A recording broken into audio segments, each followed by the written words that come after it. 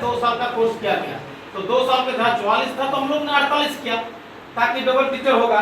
तो double teacher का भी लोगों ने कुछ एक दिन बहाली किया, कोई 6 महीना काम किया, कोई साल भर, और प्राय आपका 9 साल तक, मिनिमम 9 साल तक आपका किसी बीएड कॉलेज में 5 टीचर था, किसी में 7 टीचर, और उसमें भी आपका सर एनसीटीई ने आपका कई 4 कॉलेज को आपका मान्यता रद्द कर दिया है।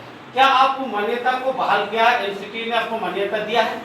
नहीं दिया। देखिए, ये बहुत ही गंभीर मुद्दा है। हमारा सिद्धू कानू मुर्मू यूनिवर्सिटी जो स्थापित हुआ है, ये हमारे सीनियर छात्र छात्राओं का तिलका मांझी से अलग करने का बहुत बड़ा उन लोगों ने 1992 में आंदोलन किया था, तब जाकर के 1992 में यहाँ पे स्थापित हुआ था। और आज हमारे जो यूनिवर्सिटी में बनी है, ये हमारे ही आंदोलन का देन है कि आज इतना बड़ा यूनिवर्सिटी का रूप लिया है। तो हमारा जो बीएड कॉलेज, 5 बीएड कॉलेज जो 2006 से स्टार्टेड हुआ था, और उनके एनसीटीई ने यहाँ के लोगों का हित को देखते हुए, यहाँ का क्षेत्र विशेष को देखते हुए, आदिवासी मूलवासियों का, गरीब किसान मजदूर का बेटा को देखते हुए इन्होंने बिना शर्त इनको बीएड कॉलेज खोलने का अनुमति दिया था। और उन्होंने कहा था कि आप 5 साल 3 साल के अंदर जो मेरा नाम से उसको पूरा करें। लेकिन कई दफ़ा ऐसा हमको लगता है 5-6 टर्म इन्होंने इसको मौका दिया और इन्होंने उसका नॉर्म्स का फुलफिल नहीं किया। और इसके बाद भी कि 2015 में एक नॉर्म्स आया कि भाई आपके पास 16 टीचर का प्रावधान होना चाहिए, क्योंकि बीएड का डिग्री 2 साल का कोर्स किया जा रहा है। उसमें भी हमारे बीच अभी नहीं रहे प्रोविसी थे हमारे रामवतन प्रसाद बाबू की अध्यक्षता में 10 से 15 दिन के वार्ता चले। सभी फैकल्टी के टीचर्स आए थे, बीएड फैकल्टी के, और सभी छात्र प्रतिनिधि के लोग आए, और हम लोगों ने निर्णय लिया कि भाई हमारे जो कोर्स है वो 1 साल का था, वो अब 2 साल का कर दिया गया। जहाँ 8 टीचर थे वहाँ पे 16 टीचर हो रहा है, इसीलिए हमको 44 से 88 करना पड़ा था। और हमने ये सारे छात्र हित के लिए हम लोग ने किया। फिर उस बार भी वो लोग 16 टीचर का बहाली किया।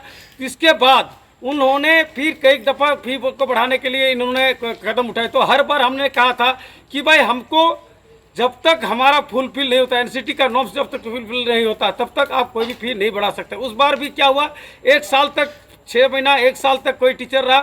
इसके बाद हर 5 कॉलेज में किसी में 5 किसी में 7, अगर उसका अनुपात अगर देखें तो 1 साल में आपका 80 मतलब 16 पंचे 80 टीचर होता है 5 कॉलेज का। वहाँ पे इन लोगों ने 35 टीचर को ही पर ईयर पेमेंट करता था। तो मेरा मांग था कि जब बिना 80 टीचर का छात्र पैसा दे रहा था, तो आपके पास वो फुलफिल क्यों नहीं हो रहा था? वो जो 80 आपका 45 टीचर का पैसा बचा, उसको छात्र का अधिकार बनता है उसका सार्वजनिक किया, क्योंकि वो पैसा छात्र का है, ना यूनिवर्सिटी का ना राज्य सरकार का है। और आज इन्होंने गुप्त तरीका से, मतलब षड्यंत्र के तहत इन लोगों ने अपना बच्चे के लिए, वाहवाही के लिए, उनको अपना टीचर को खुश करने के लिए, या कहे तो यहाँ का छात्र को, दलित का, पिछड़ी का, किसानों का, मजदूर का बेटा को उच्च शिक्षा नहीं दिलाने के लिए इन लोगों ने पीछे के दरवाजे से कई षड्यंत्रकारी। हमने भी कहा कि सर हम लोग उस आदमी को, उन लोगों को, एक आदमी को हम लोग पहचान रहे हैं, उन लोग सतर्क हो जाए। सिद्धू कानू यूनिवर्सिटी आदिवासियों का है, मूलवासियों का है, और यहाँ का आदिवासी के छात्र लोगों का आंदोलन का कारण ही आज यूनिवर्सिटी में आप कोई पदाधिकारी के पद में बैठे हुए हैं। इसीलिए सचेत हो जाइए, आप इस यूनिवर्सिटी को गुमराह ना करें, और यहाँ का अपना जो रवैया बताए उसको रवैया को चेंज करें, अन्यथा छात्र समन्वय समिति आपके ऊपर कानून करवाने के लिए भी बाध्य होंगे। इसी को लेकर के आज हम लोगों ने रजिस्ट्रार बीसी के नहीं थे, उनका स्वास्थ्य खराब था, इसलिए रजिस्ट्रार को हम लोगों ने ज्ञापन दिया और उनको कहा कि यथाशीघ्र इसमें संज्ञान लिया जाए, और इनके ऊपर जो 4 कॉलेज का एनसीटीई ने मान्यता रद्द किया है, उनका बहाल हुआ है कि नहीं बहाल हुआ है, इसको सार्वजनिक किया जाए। नहीं तो हमारे 400 जो स्टूडेंट वहाँ एडमिशन लेंगे, उसका भविष्य कहीं ना कहीं अंधकार हो जाए। एडमिशन ले ले और उसका मान्यता रद्द किया हुआ है, वो कैसे प्रूव करेगा कि इनका एनसीटीई ने मान्यता दिया है कि नहीं दिया है?